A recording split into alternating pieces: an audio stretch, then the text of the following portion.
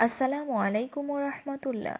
প্রিয় ভিউয়ার্স, সবাইকে শুভেচ্ছা জানিয়ে আরবি ভাষা শিক্ষা শুরু করছি। কেমন আছেন? ভালো? এর আরবি অর্থ হচ্ছে কেইফা হালেক জেন। কেইফা হালেক অর্থ কেমন আছেন, জেন অর্থ ভালো। কেইফা হালেক জেন, কেমন আছেন? ভালো? তুমি কি খুব ভালো? এর আরবি অর্থ হচ্ছে ইনতা ওয়াজেদ জেন। ইনতা অর্থ তুমি, ওয়াজেদ অর্থ খুব, অনেক, জেন অর্থ ভালো। ইনতা ওয়াজেদ জেন, তুমি কি খুব ভালো?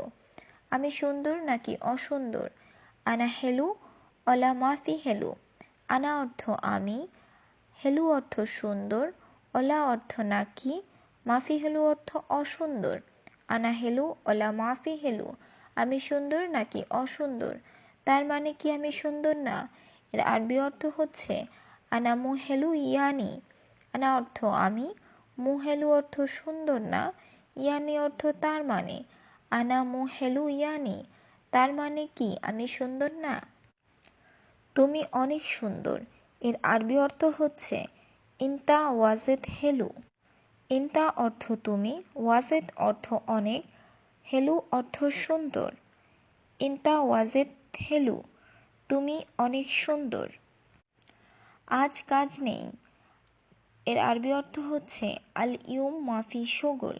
আল ইউম অর্থ আজ, মাফি শোগল অর্থ কাজ নাই। আল ইউম মাফি শোগল, আজ কাজ নাই। বাবা, আজ আমি অসুস্থ। এর আরবি অর্থ হচ্ছে বাবা আনা তাবান আল ইউম।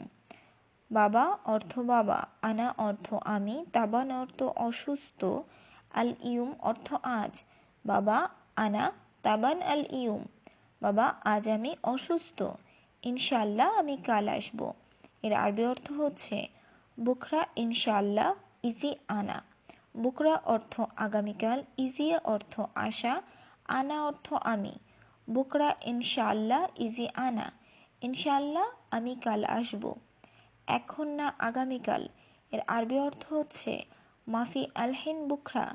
আলহিন অর্থ এখন, মাফি আলহিন অর্থ এখন না, বুকরা অর্থ আগামীকাল। মাফি আলহিন বুকরা, এখন না আগামীকাল। সত্যি তুমি বিবেকহীন। এর আরবি অর্থ হচ্ছে ওয়ালাল্লাহি ইনতা মুক মাফি।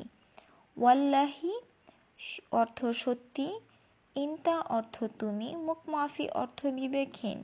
ওয়াল্লাহি ইনতা মুখ মাফি, সত্যি তুমি বিবেকহীন, তোমার মাথা খারাপ। এর আরবি অর্থ হচ্ছে ইনতা রাস খারবান। ইনতা অর্থ তোমার, রাজ অর্থ মাথা, খায়রবান অর্থ খারাপ।